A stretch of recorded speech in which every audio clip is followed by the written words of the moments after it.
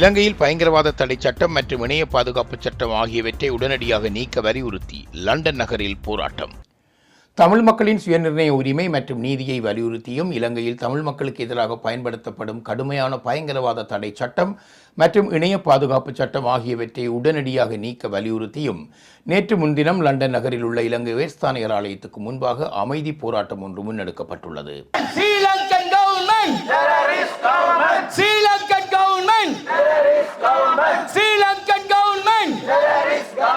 சர்வதேசத்திற்கு அதனை சுட்டிக்காட்ட வேண்டிய ஒரு தேவையின் நிமித்தமாக இந்த இடத்தினை நாங்கள் தேர்வு செய்து இந்த போராட்டத்தினை ஏற்பாடு செய்திருந்தோம். அமைதியான ஒரு போராட்டம். So what is self-determination then? What is it that you're actually striving for ultimately?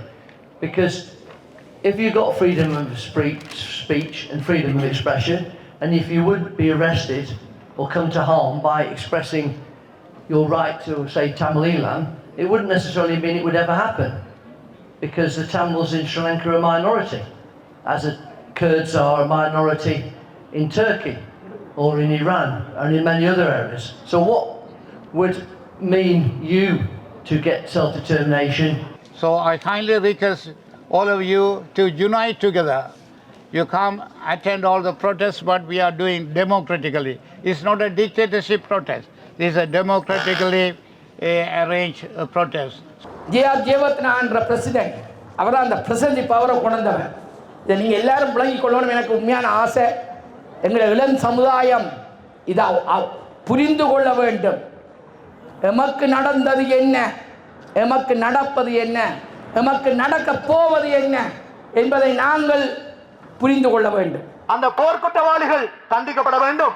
உங்களுக்கு தெரியும், 2009 ஆண்டுகளில் நாங்கள் கொத்து கொண்டு கலந்தால் நாங்கள் இரையாக்கப்பட்டு தசை பிண்டங்களாக நாங்கள் குவிக்கப்பட்டு எங்களுடைய பரம்பரை எங்களுடைய இனத்தை அவர்கள் அழித்தார்கள். அப்பொழுது அவர்கள் நினைக்கவில்லை நாங்கள் முள்ளிவாய்க்காலிலே முழு இனத்தையும் நாங்கள் அழித்து விட்டோம் என்று. அங்கே அவர்கள் முழு இனத்தையும் அழிக்கவில்லை.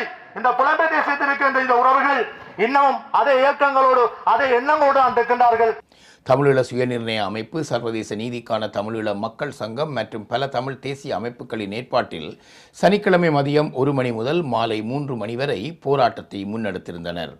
போராட்டத்தில் கலந்து கொண்ட நூற்றுக்கணக்கான தமிழர்கள் தமிழீழ தேசிய கொடிகளையும் கோரிக்கை பதாதைகளையும் ஏந்தியவாறு நீதியும் சுயநிர்ணயமும் தமிழீழத்திற்கே என்ற ஒற்றை முழக்கத்தை முன்வைத்து தங்களது கண்டனங்களையும் கோரிக்கைகளையும் பதிவு செய்திருந்தனர்.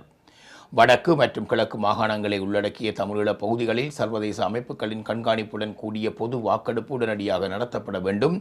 இலங்கையில் தமிழ் மக்களுக்கு எதிராக பயன்படுத்தப்படும் கடுமையான பயங்கரவாத தடை சட்டம் மற்றும் இணைய பாதுகாப்பு சட்டம் ஆகியவற்றை உடனடியாக நீக்க வேண்டும். தமிழர்களின் பேச்சுரிமை, கருத்து வெளிப்பாட்டு சுதந்திரம், நினைவேந்தல் உரிமை மற்றும் கலாசார உரிமைகள் முழுமையாக பாதுகாக்கப்பட வேண்டும்.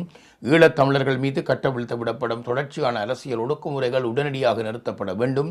தமிழ் மக்களுக்கு இழைக்கப்பட்ட அநீதிகளுக்கு பொறுப்பு கூறலும் சுயநிர்ணய உரிமையுடன் கூடிய நீதியும் கிடைக்கப்பெற வேண்டும் போன்ற 5 பிரதான கோரிக்கைகள் சர்வதேச சமூகத்திடம் முன்வைக்கப்பட்டிருந்தன. எங்கள் நிலம், எங்கள் மக்கள், எங்கள் உரிமை என்ற வாசகங்கள் அடங்கிய பதாதைகளை ஏந்தியவாறு இளையோர் முதல் முதியோர் வரை பெருந்திரளான மக்கள் போராட்டத்தில் கலந்து கொண்டிருந்தனர். பயங்கரவாத தடை சட்டத்தின் கொடூரங்களை விளக்கும் துண்டு பிரசுரங்களும் பிரித்தானிய அரசாங்கம் ஈழத் தமிழர்களுக்கு சுதந்திரத்திற்கு ஆதரவு அளிக்க வேண்டும் என்ற கோரிக்கைகளும் இப்போராட்ட களத்தில் வலியுறுத்தப்பட்டன.